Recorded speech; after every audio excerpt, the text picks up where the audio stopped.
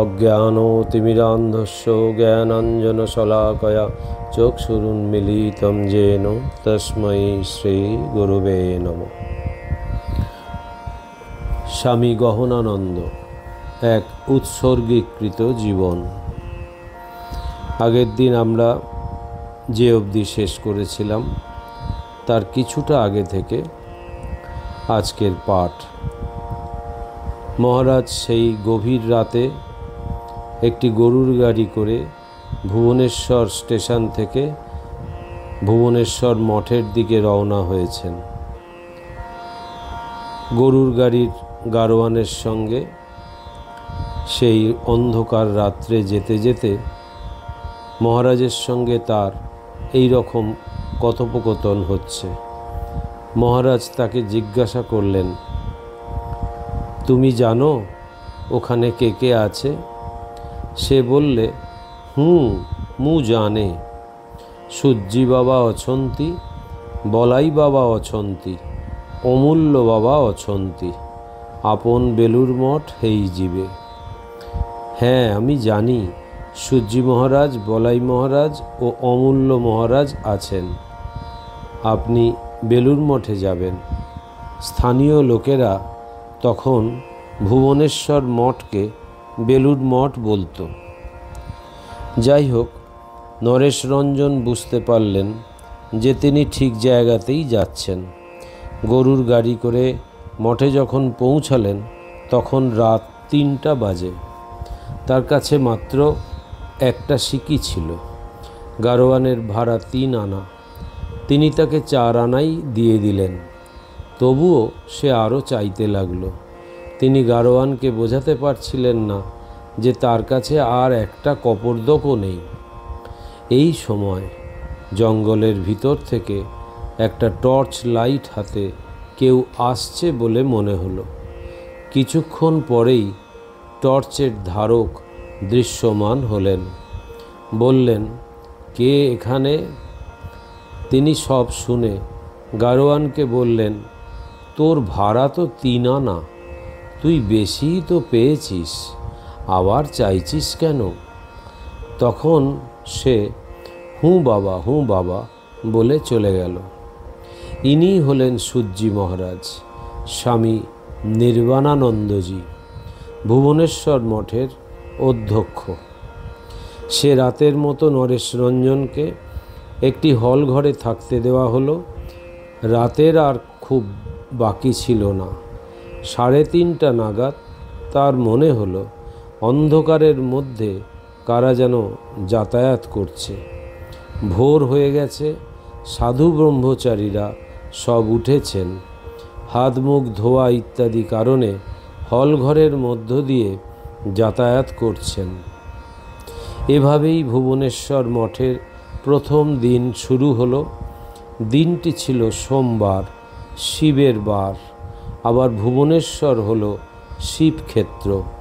কাজেই শুভ দিনে শুভক্ষণে নরেশরঞ্জনের সংস্কারের পালা শুরু হলো। নাপিত এসেছে শুনে তিনি নিজেই ক্ষৌরকর্মের জন্য এগিয়ে গেলেন। এই দেখে ভুবনেশ্বর মঠের জনৈক মহারাজ বললেন, করছো কি? এত সুন্দর চুলগুলো আস্তে না আস্তে কেটে ফেলবে? এর পরের অংশ তারই মুখে। আমি তখন নাপিতের কাঁচি নিয়ে নিজেই চুল কাটতে লাগলাম। পরে নাপিতের কাছে শিখা রেখে মাথা মুন্ডন করে ফেললাম। পরনের কাপড় ছাড়া আমার আর কাপড় ছিল না। একজন ব্রহ্মচারী একটি কাপড় নিয়ে এলো, সেটা 2 ভাগ করলাম। 2টো কাপড় হয়ে গেল। কাছা ছেড়ে কাপড় পরা শুরু করলাম। ব্যাস, ওই দিন থেকেই মুণ্ডিত মস্তক ও কচ্ছ মুক্ত। শুভবস্ত্র পরিহিত শিখাধারী মুণ্ডিত মস্তক নরেশরঞ্জন তখন আর এক নতুন মানুষ, নতুন জীবনের পথিক। নবীন ব্রহ্মচারী নরেশ ঠাকুর ঘরে গেলেন। ঠাকুর প্রণামের পর স্বামী নির্বাণানন্দজি ও স্বামী শঙ্করানন্দজিকে প্রণাম করতে গেলেন। শঙ্করানন্দজি মহারাজ তখন ভুবনেশ্বর মঠে ছিলেন। নির্বাণানন্দজি মহারাজের কাছে আশীর্বাদ ভিক্ষা করে বললেন, মহারাজ, আশীর্বাদ করুন যেন এ জীবন সুন্দরভাবে কাটাতে পারি। উত্তরে তিনি বলেছিলেন, সব নিজের কাছে, যদি সব ঠিক করতে পারো তবেই সেটা হবে। শঙ্করানন্দজিও একই কথা বললেন। তাদের এই কথা শুনে নবীন ব্রহ্মচারী নরেশ একটু ঘাবড়ে গেলেন। তিনি ভেবেছিলেন প্রবীণ সাধুদের সঙ্গ ও আশীর্বাদ পেলেই সব হয়ে যাবে। তাই মনে মনে ভাবলেন, তাহলে আপনাদের কাছে এসেছি কেন? পরবর্তীকালে তার স্মৃতিচারণায় এই দিনের ঘটনাটি একজন লক্ষ্য করেছিলেন। তিনি হলেন শম্ভু মহারাজ, স্বামী অকুণ্ঠানন্দজি। সেই থেকেই ওনার সঙ্গে আমার ভাব জমে যায় একেবারে শেষ দিন পর্যন্ত। শম্ভু মহারাজ তখনও ভুবনেশ্বর মঠে জয়েন করেননি। পরে উনি যখন সঙ্ঘে যোগদানের ইচ্ছায় বেলুড় মঠে আসেন, তখন আমারই মতো প্রথম দিনই ওইভাবে মুণ্ডন ও কচ্ছমুক্ত করতে চাইলে নির্মল মহারাজ স্বামী মাধবানন্দজি বাধা দেন। তিনি বলেন, মঠের নিয়ম, কেউ মঠে যোগদান করতে চাইলে তাকে প্রথম বছরই মুণ্ডিত মস্তক করা যাবে না। শম্ভু মহারাজ কিছুটা অভিমানের সুরে বললেন, ও তাই নাকি? আমি যে দেখলাম ভুবনেশ্বর মঠে দুজন ট্রাস্টির সামনে স্বামী নির্বাণানন্দজি ও স্বামী শঙ্করানন্দজি একজন জয়েন করল, আর আসতে না আসতেই কচ্ছমুক্ত হয়ে গেল।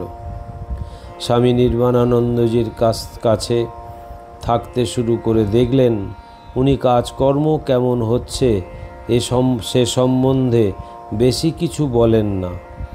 এ কাজ কেন হয়নি, ও কাজ কেন করনি ইত্যাদি কথা কোনো দিন বলেননি। তার বিশেষ নজর ছিল নিয়ম শৃঙ্খলা, জপ ধ্যান ও শাস্ত্র পাঠের ওপর। আর সব সময় তিনি কেমন যেন আনমনা হয়ে থাকতেন। মনের একটা বড় অংশ কোথায় কোন গভীরে ডুবে থাকত। একবার ব্রহ্মচারী নরেশ লক্ষ্য করেন মহারাজের পকেটে 10 টাকার একখানি নোট ছিল। সাধারণ কাগজ মনে করে সেটাকে উনি ছিঁড়ে ফেলেন। কোনো ভ্রূক্ষেপই নেই। পরবর্তীকালে মহারাজ স্মৃতিচারণ করেন। রাজা মহারাজ বলতেন, নাম করো আর কর্ম করো, নামের চাকা সব কাজের মধ্যে ঘুরবে, তবে তো। সূর্যি মহারাজ ওই ভাবটি জীবনভর পালন করে দেখিয়ে গেছেন। সব সময় অন্তর্মুখী ভাব, জপ ধ্যান ও প্রার্থনা চলছে তো চলছেই, কোনো বিরাম নেই, বিচ্ছেদ নেই। তিনি সাধন ভজনের ওপর খুব জোর দিতেন আর বলতেন যে ভুবনেশ্বর শিবক্ষেত্র, গুপ্ত কাশী। এখানে এসে যেন সময় নষ্ট না করা হয়, যথাসম্ভব সাধন ভজন করে দিনগুলি যেন সার্থক করে নেওয়া হয়। তার এই অমূল্য উপদেশে সাধু ব্রহ্মচারীদের মধ্যে জপ ধ্যানের প্রতি বিশেষ নিষ্ঠা তৈরি হয়। তখন থেকেই ব্রহ্মচারী নরেশের ভোর রাত্রে উঠে জপ ধ্যানের অভ্যাস তৈরি হয়ে গিয়েছিল, যা তিনি জীবনের শেষ দিন পর্যন্ত বজায় রেখেছিলেন। জপ ধ্যান ছাড়াও ঘর মোছা, ঝাঁট দেওয়া, পরিষ্কার পরিচ্ছন্ন করা, পূজার আয়োজন করা, ফুল বেলপাতা তোলা, চন্দন ঘষা, মালা গাঁথা প্রভৃতি দৈনন্দিন সকল কাজ কিভাবে একাগ্রতার সঙ্গে ঈশ্বর বুদ্ধিতে করতে হয় তা সূর্যি মহারাজ ব্রহ্মচারীদের শেখাতেন, নিজে করেও দেখিয়ে দিতেন। প্রতিটি কাজ ঠাকুরের কাজ মনে করে করতে হয়। এই শিক্ষা ব্রহ্মচারী নরেশ স্বামী নির্বাণানন্দজি ও স্বামী শঙ্করানন্দজির কাছে লাভ করেন। ভুবনেশ্বর মঠে একবার এক ব্রহ্মচারীর অসুখ বাড়াবাড়ি হওয়ায় তার কাছে থাকার জন্য পালা করে রাত জাগার ব্যবস্থা হয়। তাতে সূর্যি মহারাজেরও নাম ছিল। তার সময় ছিল শেষ রাত্রে, ব্রহ্মচারী নরেশের ঠিক পরে। নরেশের পালা শেষ হলে সূর্যি মহারাজকে ডেকে দিয়ে শুতে যাবেন। তিনি ভাবলেন, এমনিতেই সূর্যি মহারাজ খুব ভোরে ওঠেন, তার উপর আরও আগে উঠলে তার কষ্ট হবে, তাই তাকে না ডেকে নিজেই বাকি সময়টা কাটিয়ে দিলেন। পরের দিন দেখা গেল রাত জাগার পালাতে তার নাম কাটা গেছে। কারণ জানানো হলো, অপরকে সেবার সুযোগ থেকে বঞ্চিত করা ও নিয়ম ভাঙা। অর্থাৎ পূজনীয় সূর্যি মহারাজকে সেবার সুযোগ থেকে বঞ্চিত করা হয়েছে এবং তাকে ডাকা হয়নি, এটা নিয়ম ভাঙার কারণ হয়ে দাঁড়িয়েছে। এমনি করে সেবার ভাবটি নিজের আচরণের দ্বারা পূজনীয় নির্বাণানন্দজি মহারাজ ডক্টর ব্রহ্মচারী নরেশের মধ্যে থাকা সেবার সুপ্ত দীপশিখাকে প্রজ্বলিত করে দেন, যেটি ভবিষ্যতে তার জীবনকে সেবার আলোয় দীপ্ত করেছিল। ভুবনেশ্বরে শাস্ত্রপাঠের ব্যবস্থা থাকায় রোজ সকালে 2টো ও বিকালে 2টো ক্লাস হতো। পণ্ডিত দীনেশ ভট্টাচার্য শাস্ত্রী পড়াতেন। কিছুদিন পরে তিনি পূর্ববঙ্গের একটি কলেজে সংস্কৃত অধ্যাপক রূপে যোগ দেওয়ায় পণ্ডিত বিধুভূষণ ভট্টাচার্য ভুবনেশ্বরে পড়াতে আসেন। শাস্ত্রপাঠের সঙ্গে সঙ্গে সংস্কৃত শিক্ষাও চলত। পণ্ডিত মহাশয় আবার পরীক্ষা নিতেন। পরবর্তীকালে পূজনীয় মহারাজ খুব মনোযোগ দিয়ে শাস্ত্রাদি পাঠ করতেন। তিনি বলতেন, উপনিষদ পড়তে আমার বরাবর খুব ভালো লাগতো। তিনি ভুবনেশ্বর মঠে যোগদানের অল্প দিনের মধ্যেই উড়িয়া ভাষায় কথাবার্তা বলা আয়ত্ত করে নেন। পরে কলকাতার অদ্বৈত আশ্রমে থাকাকালে জনৈক উড়িষ্যাবাসীদের সঙ্গে কথাবার্তার সময় সে তাকে নিজের দেশের লোক বলে মনে করে। ভুবনেশ্বর মঠের পূজারী ব্রহ্মচারী হরিপদ স্বামী প্রেম রূপানন্দ একবার টাইফয়েডে আক্রান্ত হন।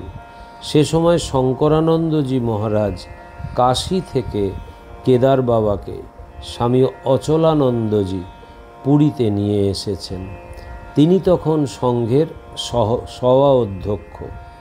পুরীতে গরমটা কাটাতে এসেছেন। সেই সময় আবার বাঁকুড়া থেকে ডাক্তার মহারাজও স্বামী মহেশ্বরানন্দজি পুরীতে আসেন। সূর্যি মহারাজ পুরীতে গিয়ে ব্রহ্মচারী হরিপদর বিষয়ে কথা বলেন। বিশেষ করে ডাক্তার মহারাজের সঙ্গে তার চিকিৎসার বিষয়ে পরামর্শ করেন। ঠিক হয় ব্রহ্মচারী হরিপদকে পুরীতে নিয়ে যাওয়া হবে এবং ব্রহ্মচারী নরেশ ও ব্রহ্মচারী ধীরেন থাকবেন তার সেবা করার জন্য। ভুবনেশ্বরে ফিরে এসে সূর্যি মহারাজ সেই দিনই ওই 2 ব্রহ্মচারীকে পুরীতে নিয়ে আসেন। সেই সূত্রেই ব্রহ্মচারী নরেশের ভাগ্যে কেদার বাবার সঙ্গ লাভের সুযোগ হয়। পুরীতে কেদার বাবা মাঝে মাঝে ব্রহ্মচারী নরেশকে ডাকতেন, নানা কথা বলতেন।